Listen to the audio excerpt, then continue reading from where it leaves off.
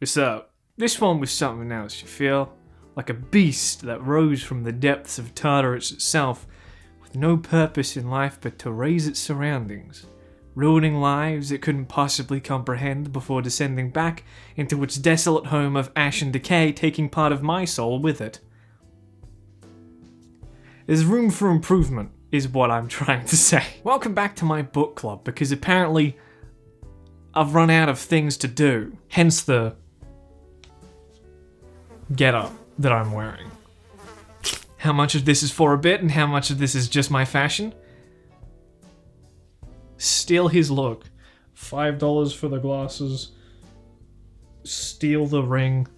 And buy my merch. The best place to start is with the start, as in the front of the book. Now, I didn't buy a physical copy this time since I couldn't find a second-hand copy or a copy, most likely because no one in Australia bothered to import the thing, and buying it new was 3 times more expensive than buying the Kindle version.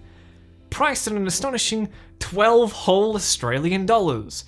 Also, the Kindle version gives less money to Greg, so I will be using a copy of Dante's Inferno in its stead. I'm holding it upside down. So when you see this, pretend that I am reading Onision's book. Why did I pick a book that explicitly details the deluge of pain and torture in hell? What? That's called subtlety, Greg. You could learn a thing or two. But do you know what isn't a deluge of pain and torture?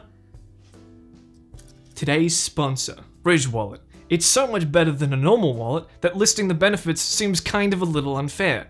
Benefits like its premium build materials such as aluminum, titanium, and carbon fiber. The fact it's compact but still easy to access. No more fumbling around with your grotty, disgusting fake leather wallet. This bad boy holds so many cards. Hot damn, but not just cards.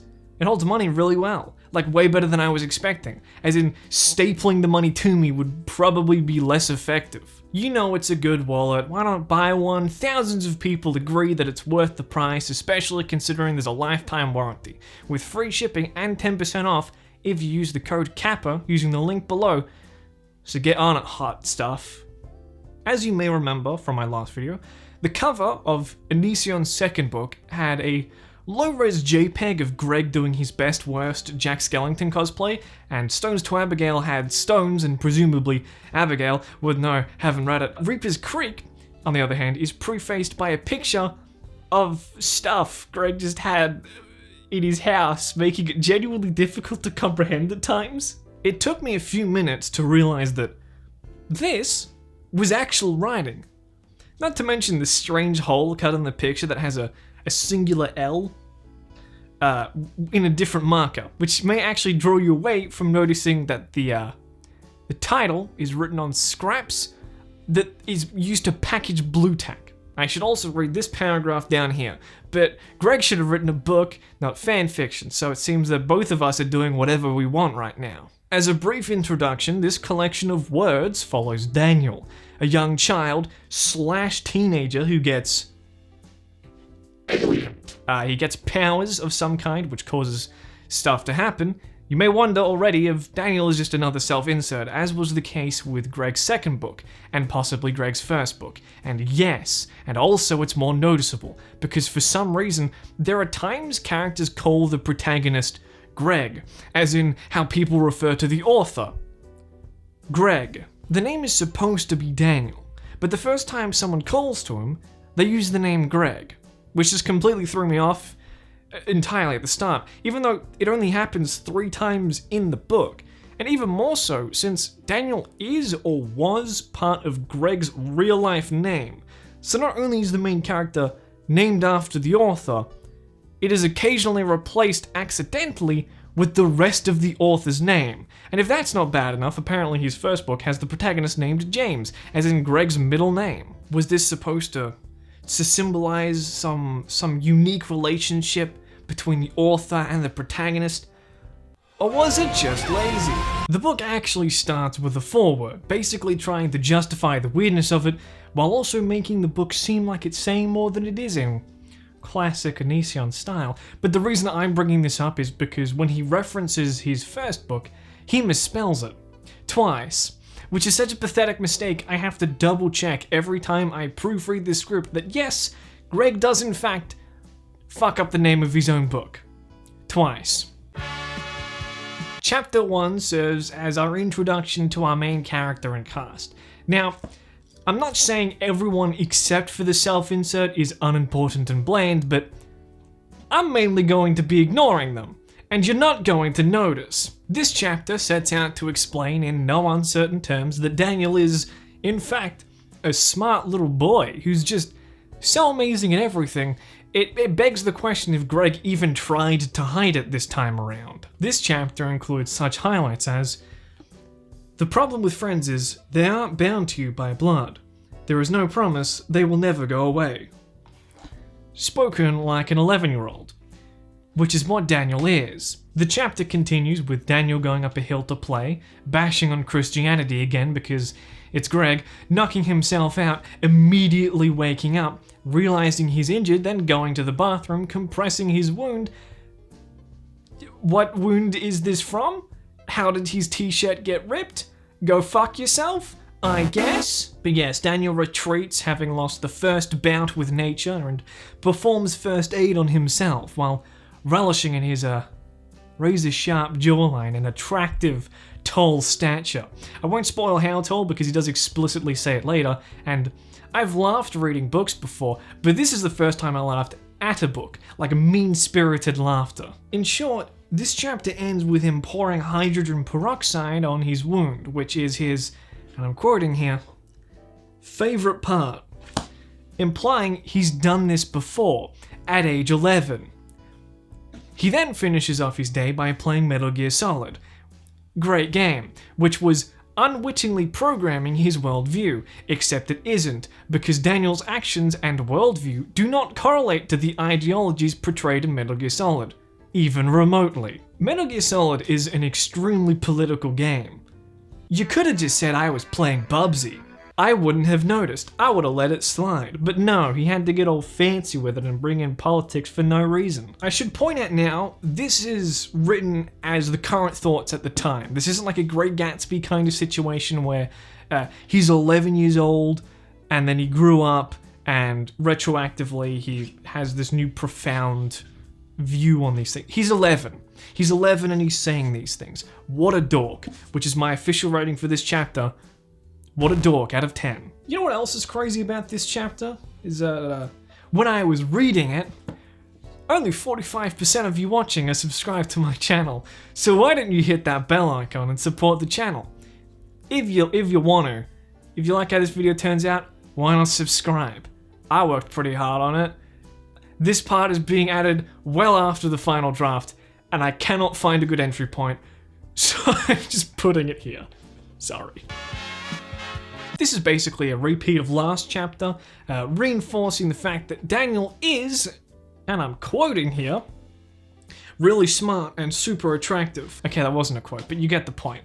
While also morally superior than everyone else, because the rest of the cast reads like Sunday cartoon villains on PCP. Also, aliens happen.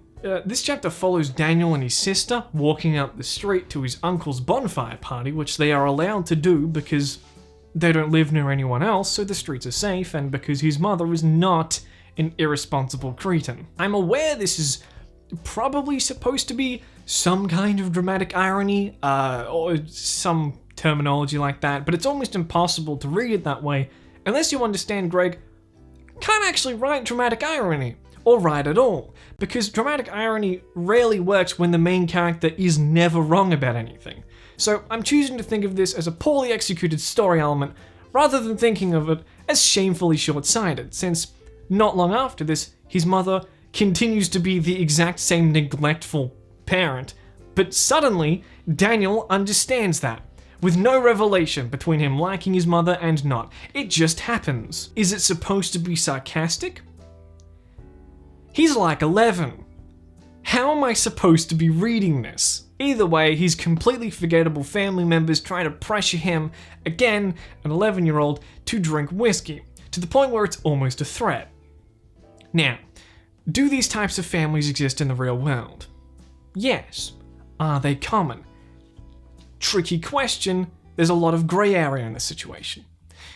Did Greg show a family in that grey area and choose this type of family specifically to accurately depict the struggles of being raised solely dependent on abusive relationships, creating an internal conflict later in life as you struggle to adapt to healthy relationships, causing you to default to surrounding yourself with abusive people because that, at the very least, is familiar?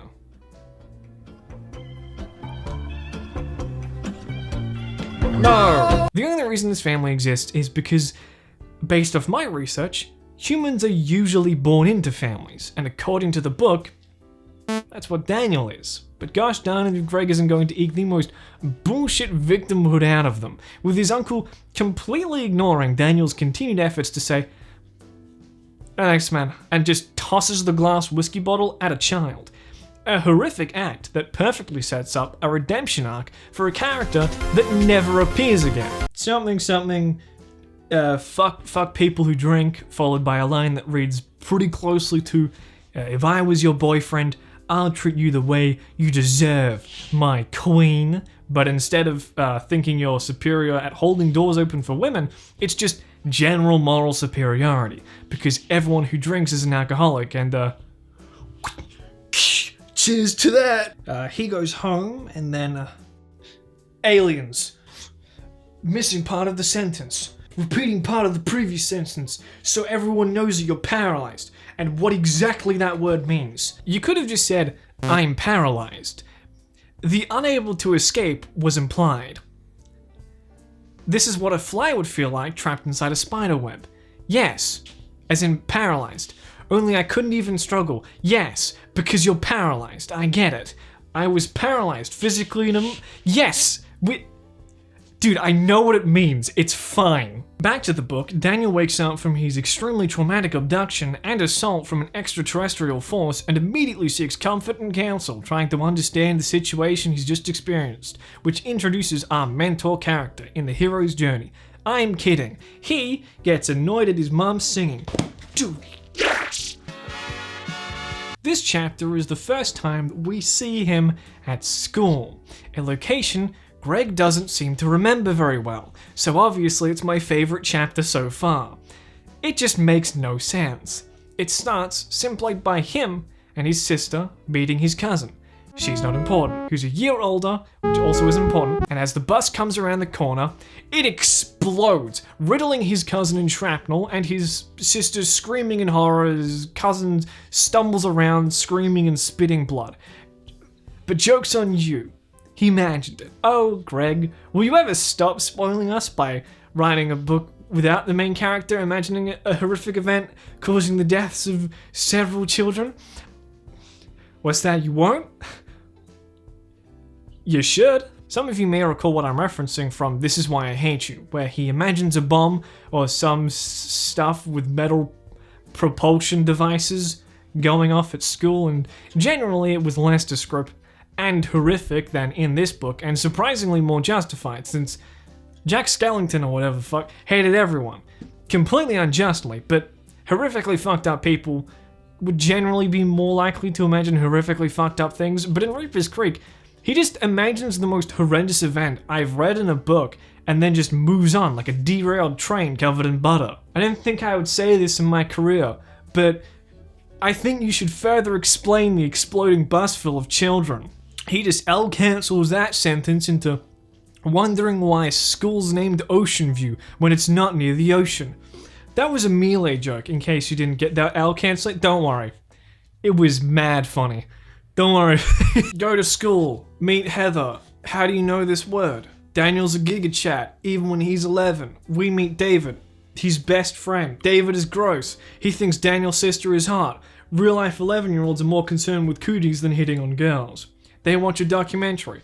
Daniel, of course, is a smart little boy, so he's smarter than the narrator.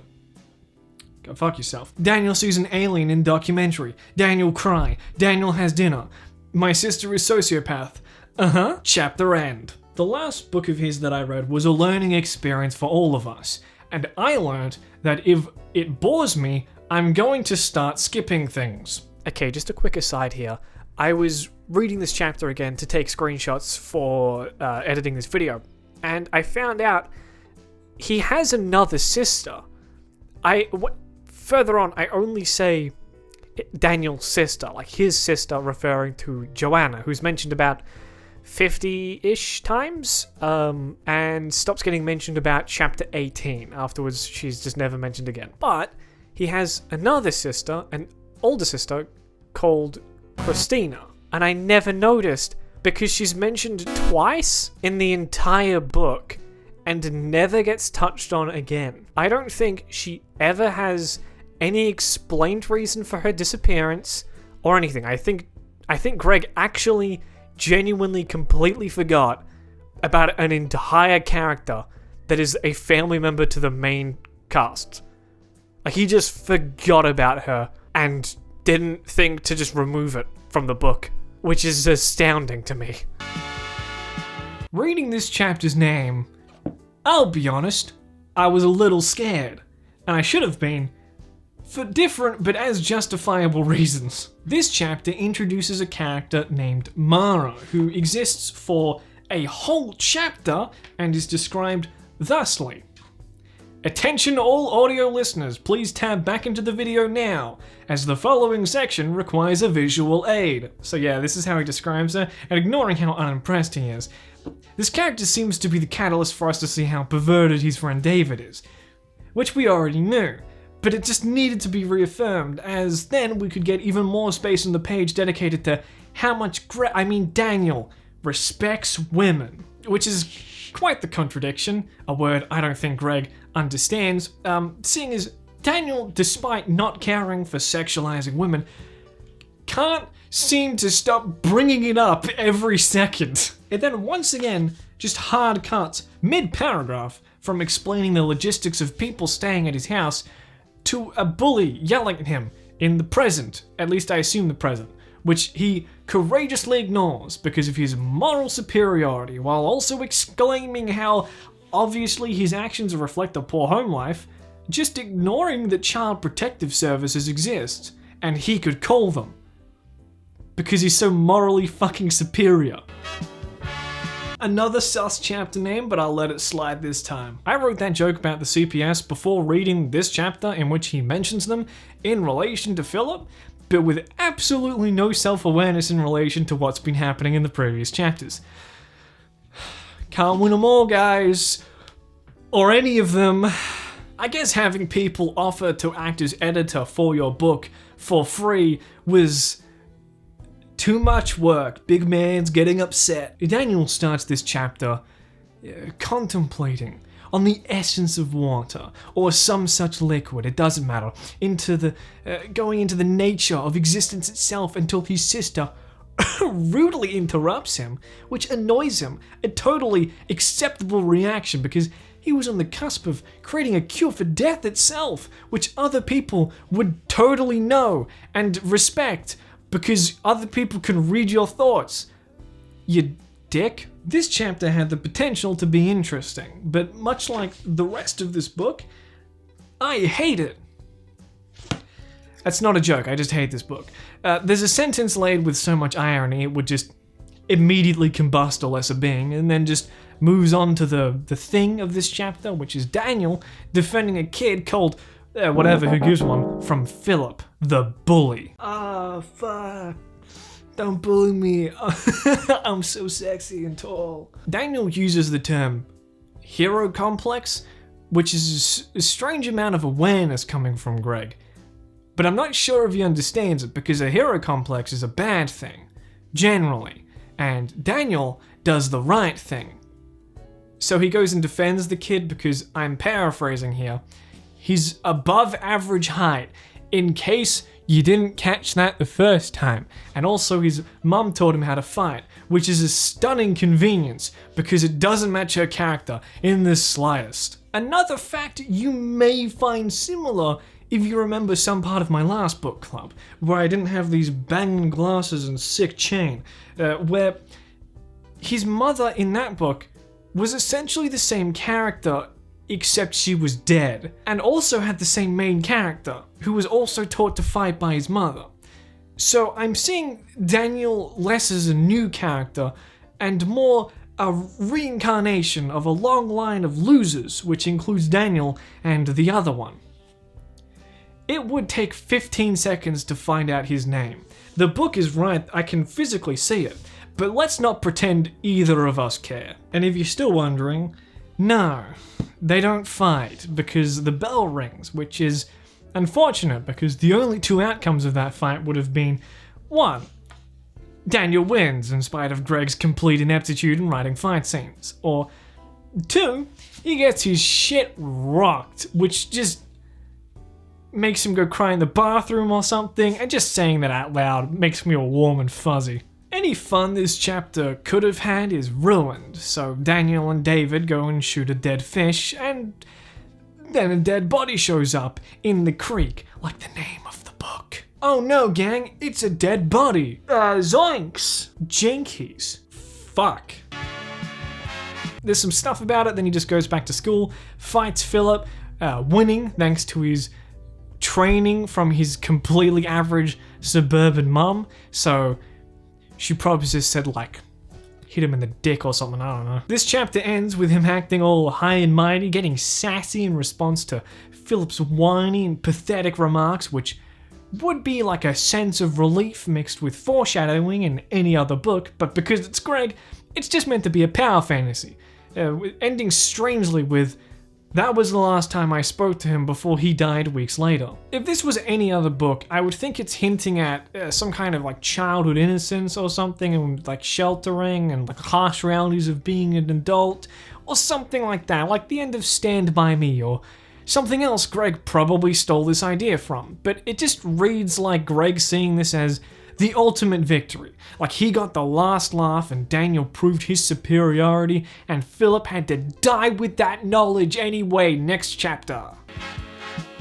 I would like to rename this chapter, Whoops, Greg can't use death as a narrative device. Again, Phillips not even cold yet, and Greg just parades him all over the pages with phrasing such as causing him to rapidly cease existing in the world as we know it. A kid fucking died in a horrific accident. You can chill on the big brain energy for 1 second.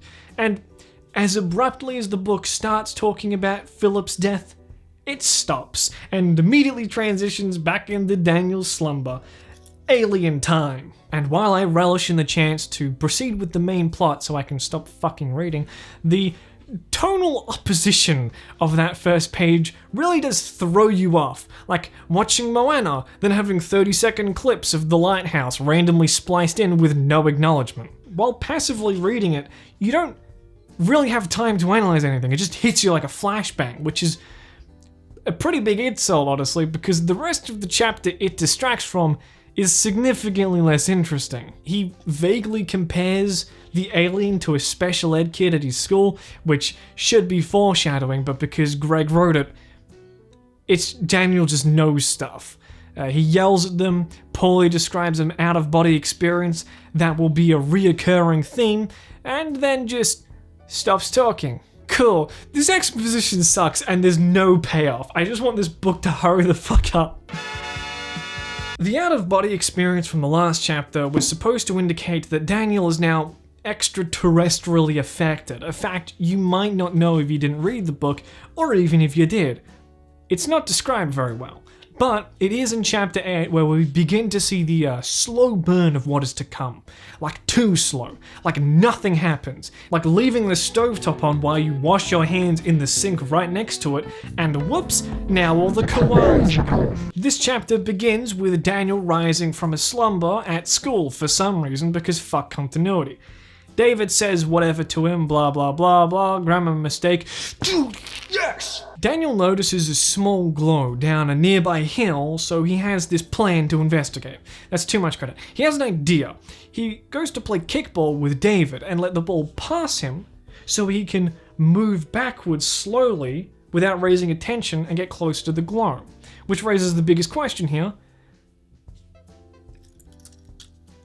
Why fucking bother? No one's stopping him. David doesn't even need to be included, and even then, David ends up rocketing the ball directly into Daniel's nose, which is, even in a book with superpowered individuals, the biggest threat Daniel faces, and leads to him getting up and wordlessly drifting towards the glow anyway. 3 pointless paragraphs you shouldn't have. As Daniel gets closer, he finds the source, a dead deer, which he then turns around, smiles with his teeth covered in blood because reasons, faints and smacks his head against a metal fence, and the only way to make this event not entirely contrived is to have this just kill him, which is what I want, but you know, fuck it. Daniel goes home and fucks around with some dead animals for like 2 pages, and then there's a whole section. It's being worded so strangely, I genuinely got confused as to what the point of the section was until I realized there probably isn't one. It's spring break, and Daniel is planning to spend it doing nothing but playing Final Fantasy VII, which he says he has invested about 24 hours of combined gameplay into this game. Firstly, that sounds really weird, like to read, so gameplay should have been replaced with like 24 hours of combined playtime into this game. And secondly, combined with what? You wouldn't say I have a combined playtime of 172 hours in Dark Souls 3. You would say I have played 172 hours, which brings up the issue that things that are supposed to be small, innocuous lines are written so fucking strangely, it just smears across the entire paragraph, and sometimes the chapter, making it hard to discern what I'm supposed to be paying attention to. Daniel gets interrupted by his mother, who is expecting a friend who she warns Daniel by describing her as fragile, which is strange terminology for a woman at best, made infinitely worse by the fact it was written by Greg, who's been diagnosed with the terminal condition of not being that great at describing women. I am heavily understating that, but it's not the point of this video. Just look it up. It's the reason this bitch is fragile, or whatever the fuck Greg says, is because she's pregnant. But Daniel sees a glow in her stomach, which means that child is kick-flipping in heaven, and she knows that. Daniel's mother knows that, and I know that this isn't important. Onision, serial describer of women and their problems. It's after they leave that Daniel just starts doing the thing again where he rambles, spouting some weird ideology shit that sounds suspiciously like it's being written by a completely different person who is several decades older and is named Greg. It's dream time again, where the alien pulls out his eyes, or who gives one? He wakes up bleeding, and then they go to the ER, where he goes full on, can I speak to the manager? Saying that the wait time is long because he guessed chest bleeding wasn't a huge priority and saving his life isn't on the doctor's mind, which isn't how doctors work, and isn't how an 11-year-old would think. And judging by the fact it's been 4 hours and Daniel is alive, there probably isn't that big a rush, considering it's called the emergency room, where people commonly go when they're dying, which, say it with me, Greg, is a bad thing, and we don't want people to die. Yeah, that's right, empathy training. I think that's more important than Daniel's superficial wound. I almost said Greg. And I really hope he knows that. The doctor grandstands to him about, and I'm not fucking with you here, self-harm, because that's what a professionally trained doctor would assume is what's happening to an 11-year-old, because reality be damned, Greg just really likes his characters to be unjust victims to such an uncomfortable degree. I'm surprised he was even able to finish this book while climaxing every 5 pages. Anyway, as they leave, there's a horrendous car crash where some stuff happens, and the dude that hits them gets out of the car and he's like, oh my god, are you guys alright? And Daniel, in his baseline delirious state, just points to the dude's girlfriend and just goes, she's dead. A few times until the stepdad tells him to shut up, which was the power fantasy for me personally for this entire book. I really want someone to beat the shit out of Daniel. Just really bad, just like, yes, Chapter 11. Awake. That thing that I wasn't while reading this book. This chapter starts with Daniel offhandedly mentioning that a few weeks ago a teacher died of a heart attack, mid-class, and we're also given the narrative whiplash of finding out Daniel's mother has previously beaten him with a belt, and it's written like we knew that, which we very much didn't. Then something magical literally deletes his mother's eyeballs. She falls unconscious, bleeding profusely from her eye sockets. Then her eyes come back. He goes to school. Surprise, the special ed kid is actually the alien. Surprise, the alien did the eye thing because she was a threat. Surprise, Daniel pisses his pants. Next chapter. He has a dream with a naked woman that this stuff. Nice work, Greg. Daniel's 11. Just a reminder. He's awoken by the alien in kid form outside his window because he's sleeping with a metal tinfoil and is therefore protected in his dreams, but then he gets like mad abducted with his limbs mad detached and then mad not abducted anymore because Greg is an excellent author.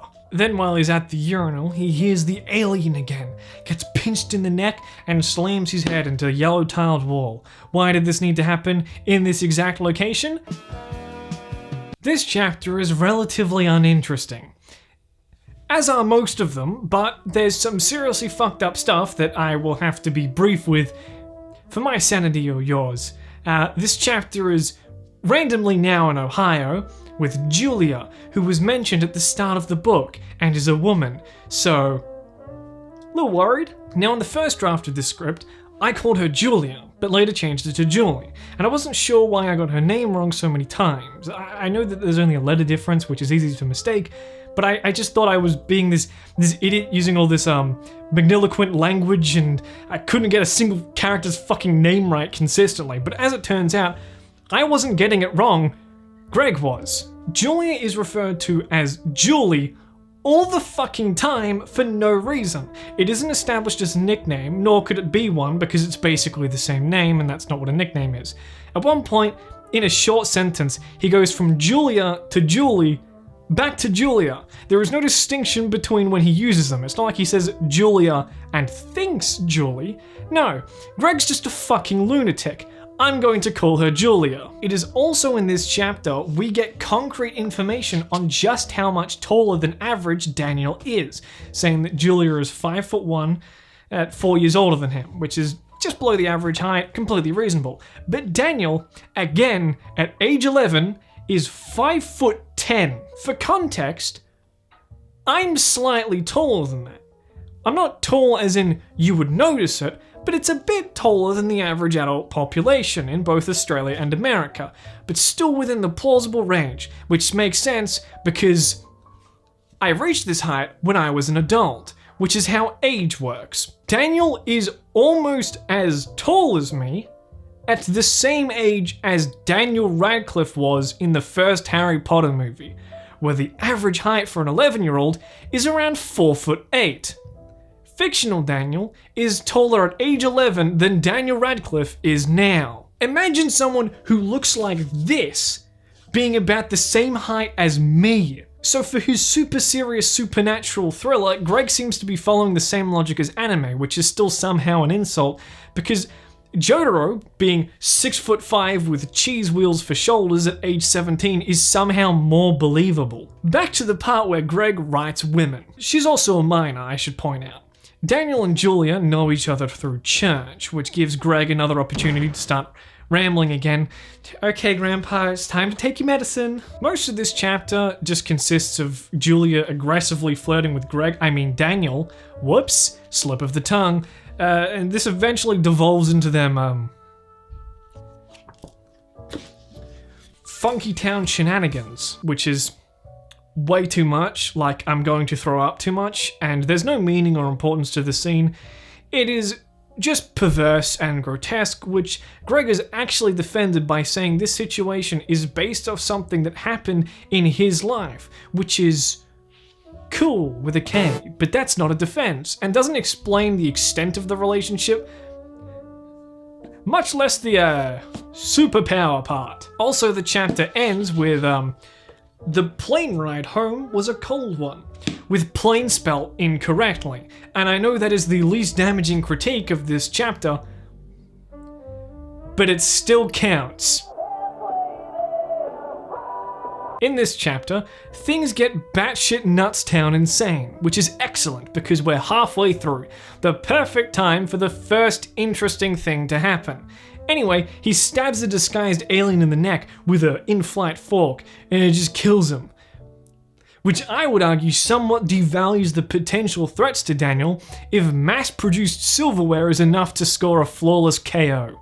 But what do I know? I'm only human. He goes home and gets abducted by some other aliens or something, fine.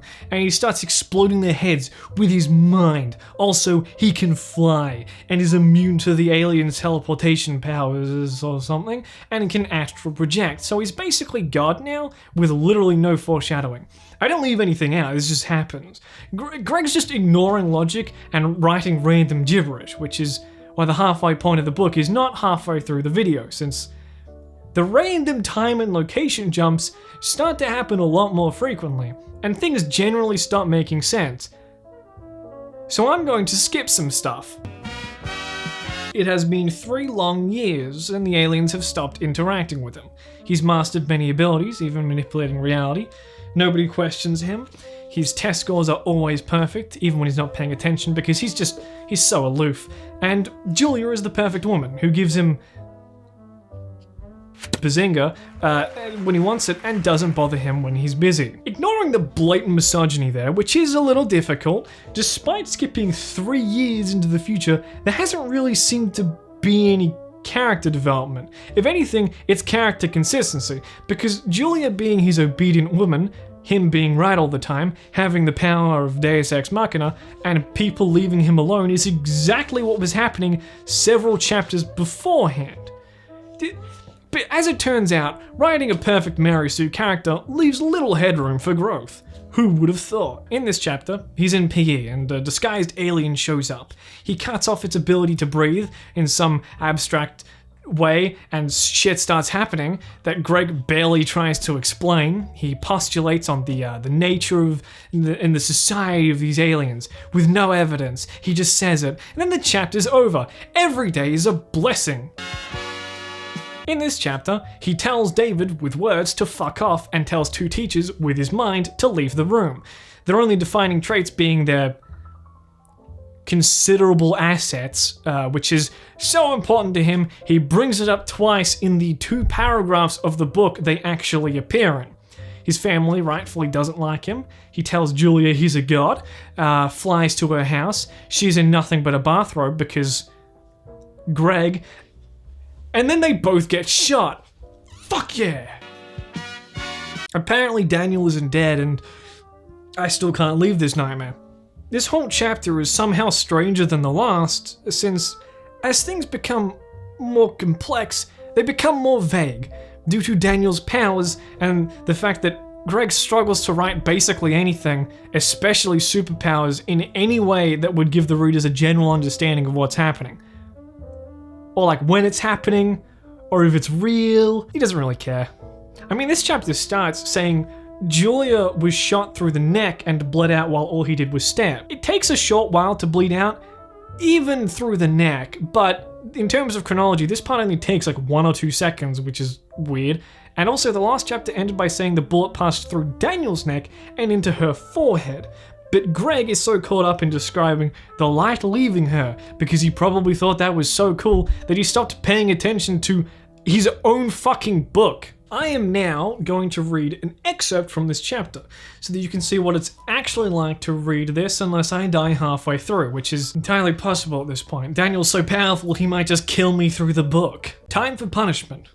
The assassin was pinned against the wall, blood leaking from his ears to match his polka dot suit. Red and black. Ridiculous. Julia's soul moved in the slowest of motion, almost as if she was sticking around to look into her own eyes, to see her own dead body, just like you hear all those stories. We love to look at ourselves as we leave, almost like one final goodbye. There were creatures all over Earth, just like the ones who took me. Only these ones hid in human skin, and it was time for there to be none. Okay, so the best I can say about that passage is I did in fact recognize the words.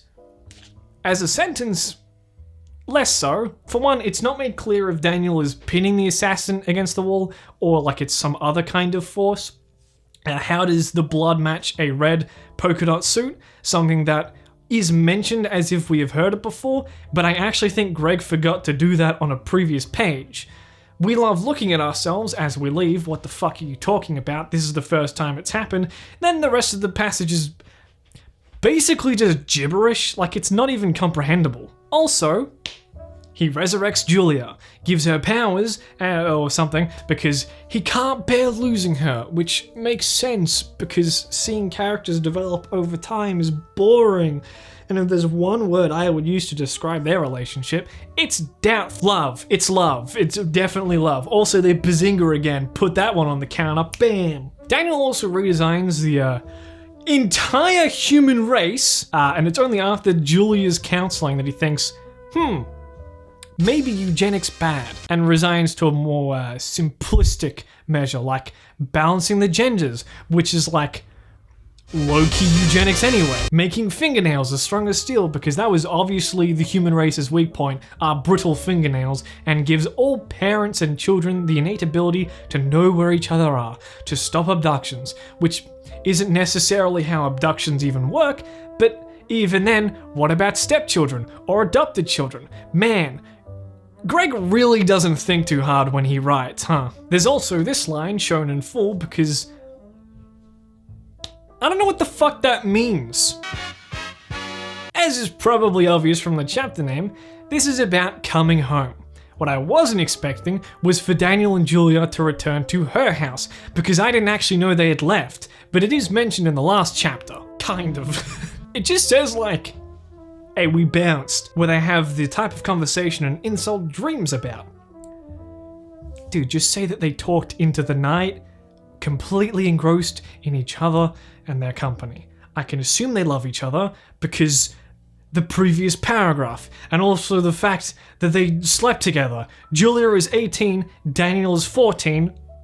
Why am I saying this? Who knows? It's clearly not relevant. The only other mention of a place is some cabin. Like, where the fuck did they go? The reason I'm talking about this insignificant detail is because I'm delaying the inevitable, like death and copyright strikes. When they return, they have dinner, and Julia's father has some choice words. He's a dick, is what I'm saying. What did you expect? He's a character in Greg's Fantasyland who isn't the protagonist or anyone he's sleeping with. Of course, he's the devil. He makes a comment about how women have teeth on their crotches, which is a change Daniel made because, as he says, I mean, men have their swords, women should have their blades too, right? Which isn't remotely comparable. Oh, also, as it turns out, Julie's father, who doesn't have a name, is a serial predator, having attacked Julia's friends in the past, and as soon as Daniel realizes that, he just dies. He mentally alerts the nearest paramedics for the sake of Julia's mother, because he's already dead. Also, she's not given a name. He just spawns a coffin and some compensation money for losing the breadwinner, which is kind of sexist, but whatever. Then he just leaves. And I could tell you about the rest of the chapter, but how could I possibly top anything I just said? This one's special to me because it has absolutely nothing to do with what's been going on previously. It's basically like a filler arc in a book that don't have filler arcs. Daniel finds a bunch of dead women, discerns they were killed by Gary, then murders him and his associates in such a way that really doesn't try to hide how this whole book is literally just an excuse for morality porn. Basically, Greg's writing this as an outlet because of his frustration of how wrong and unjust he deems the world to be. And if he had unlimited powers, this is how Greg would fix it. And the reason I say that with such certainty, it looks like I'm tempting fate, is because every choice Daniel has made is, in effect, harrowing. Daniel basically anatomizes Gary. It is horrific, and he describes his screams as sounding like justice, which is mighty fucked up, and I'm moving on now. Oh no. This chapter is a little hard to explain, like a condensed version of the whole book, because while there are some bygone events that have this issue, almost every sentence in this chapter only works if you don't question anything said or interpret it logically. So basically, if you just don't read it at all. Daniel gets /TP to some barren creviced void where an angel appears before him, aware of his powers, making this the first overarching plot-related development to occur in around 5 chapters, which is a fifth of the book. Settle down with that light speed pacing you got there, Greg. I don't want to enjoy myself too much. Plot twist, except not really, because it was basically never established, but the angel is actually Death. How did Daniel see through his disguise? He just did. Death explodes him with lacerations or something. Then Daniel, now in several parts, shoots blood into Death's skull, letting him see into Death's mind. Whatever. Then he creates a new material that can contain Death itself and flattens him like a trash compactor, turning him into like a marble. And no, it's not just you. None of this makes any sense. The only thing close to being done in this chapter is my fucking patience. With Daniel's newfound information, he determines God is evil himself. Not through like apathy or something, God is actually just a dick. Every crime, every tear that fell, it was caused by God. He had sent Death to me. He had not been too busy to handle me himself. He was just afraid. Which is like a hardcore atheist's wet dream, but also determines that God isn't how we think of God, and it's instead like the son of someone else named Cull. Subtle. Who, unlike God, has no flesh and is... which we'll come back to. Also, apparently, God is in 3 locations, and Daniel has created a new body, because his consciousness is in the black stone in his head, and he just reforms his body, and says to him, like, clone, go kill God, and just rockets off to confront God 1, but not before a single tear rolls down his face, because I think he was, like, staring into the sun or something. I don't fucking care. The real Daniel, or as close as you can get, meets Julia at the God 2's location and gives her something he just refers to as the tools required, but she doesn't want to fight God, because only our handsome, above average height for a 14-year-old protagonist could do that. And then the chapter ends with the sentence, the body, or the clone, had already concluded the first God's location. I wanted to beat him to the others. What the fuck does that mean? Something that I omitted that's in previous chapters, especially the last one, is Daniel referring to his ability to change things as to see behind the curtains and all that as code. And like most things contained in this book, and not contained in this book, Greg can't write things related to code in a remotely convincing way. It's kind of quaint and a little endearing, but also mainly pathetic. He refers to altering reality as changing code, which raises more questions than it answers, because to change code, you need to like stop the program, then change it, and then rebuild the entire thing. If anything, it sounds more like code injection, which I doubt Greg knows what that is, and the reason I'm telling you this is because the chapter starts off with Daniel teleporting and saying, location coding is rather simple, which means nothing. That is a non-sentence. It has no meaning. This chapter is him fighting the second god, and if you know anything of Greg's work, it is probably the fight scenes. Or as I should put it, the fight scenes? Daniel gets knocked on his ass by God before his clone slams into God with a body 5 times larger than before. Whose body is larger? It's not clear. You have to wait a page to find out. God tries to strike the clone, only to have his hand explode. That's not explained. He reforms his hand, wields a sword, and tries to decapitate the clone, who we are told is 5 times larger than before. So, like, almost 30 feet? How is the sword reaching his head? Is God tall as well? It doesn't matter, because he just freezes and disintegrates. Which, apparently that means it's clear that the clone has defeated God's second part. I'll be honest, Greg. None of that was clear to me. The clone heals him and relays information he learnt from God Part 1. The first God was informative. The reason you can't read my mind, the reason you can't even sense me, is because to defeat the first God, I had to operate in an entirely different universe of code. Daniel thinks to himself, I began to understand what the body, which is the clone, was talking about. Cool! I have no fucking idea what's going on, and I'm reading this shit. Basically, the clone has transcended the coding of the universe. That doesn't even make any sense in the story world, but now Daniel is just stronger. Again, I don't know how. We also get a flashback to the clone killing God one. Here it is. It's very complicated and extremely uncool, so you can read it if you want. The last God is teleported to Daniel, and the Daniels, I don't know, and there's no fight. God can't do anything because plot armor. They have a little atheist monologue. The clone spouts about how the devil isn't real and how if he was real, it would have been one of the first God's halves, and if he killed halves in the... But if you killed halves, it's 2/3. That's not... There's 3 gods. That's not how halves work. The real Daniel chimes in with some biblical shit relating to the devil, who was God, because fuck religion, am I right? Like it wasn't the devil who was jealous of God's creations, it was God being jealous of his sister's creations, and he drowned them in the ark flood, and Cain and Abel spelled wrong. Oh, also the third God is dead. None of this is explained. I'm gonna go cry. The clone goes to act as God, except better, because it's Daniel and he's better at everything. Daniel himself goes to teleport to Cull while making himself invisible, 2 ways Cull would be able to detect him.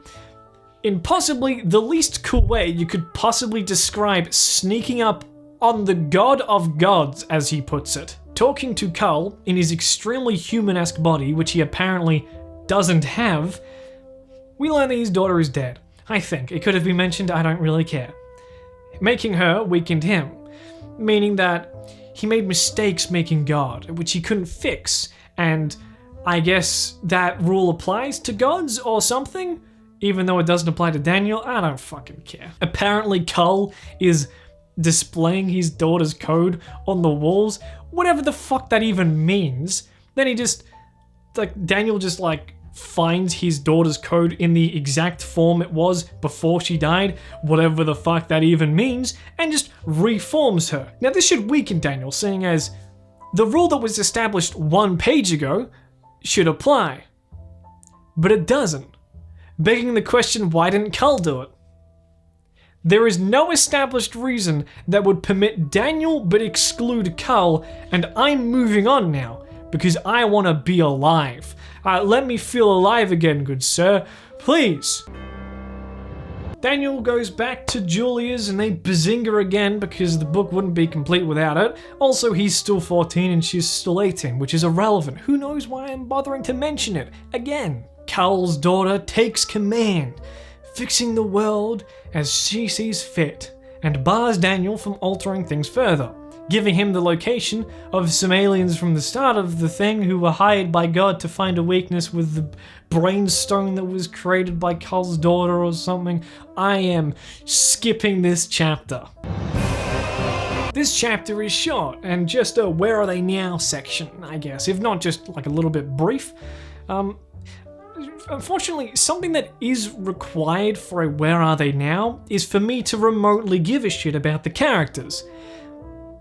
These are not characters. Everyone in this book has a singular character trait, but they do not in any way motivate the actions of the characters, with the exception of Greg's self-insert. They are only there to generalize how Greg sees the world or how he wants it to be, so he has an excuse to ramble about his ideology for several pages. Daniel's sister allows Greg to talk about how much people annoy him.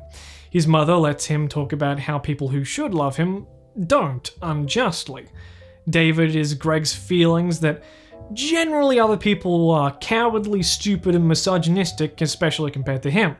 Phillips shows how he thinks he has been irrationally targeted by people who are morally and physically inferior to him. God represents how unfairly mistreated Greg and how everything he does is right, but bad things still happen to him. Julia is, among other things I shouldn't say in a YouTube video, just there to make Greg feel cooler, which is literally this whole book boiled down to a single purpose, which is given away by the last chapter. This whole book is designed to make the author feel cool, young, and sexy, while also acting as self-validation of his own worldview. I could go on being hyper-analytical of all these things, and the themes, and the unintentional subtext behind the words, but you already know it's bad.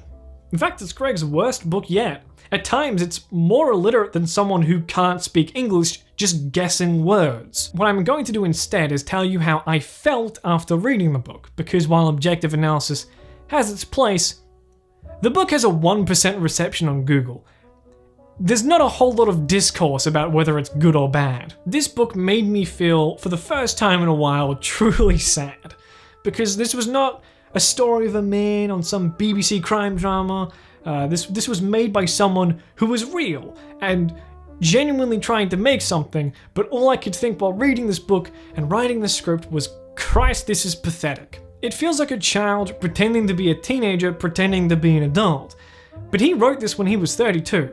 I'm a little scared that something awful is going to happen to me and I'm going to become like that. And if I do, put me down. So that seems to be the end of my script. I don't know if I have anything else written. Thank you to the fellas for supporting me financially. Thank you to everyone for watching this video. That is more than enough, but if you want to support me some more, you could become a fella yourself. You could buy my merchandise, there it is. This is the list of them scrolling right now. Hopefully this is good, hopefully you guys like it. This has been in the works for a very long time, for multiple reasons, but yeah. I hope it's good, hope you guys liked it, hope the setup's nice, and I will see you next time. Thanks for tuning in.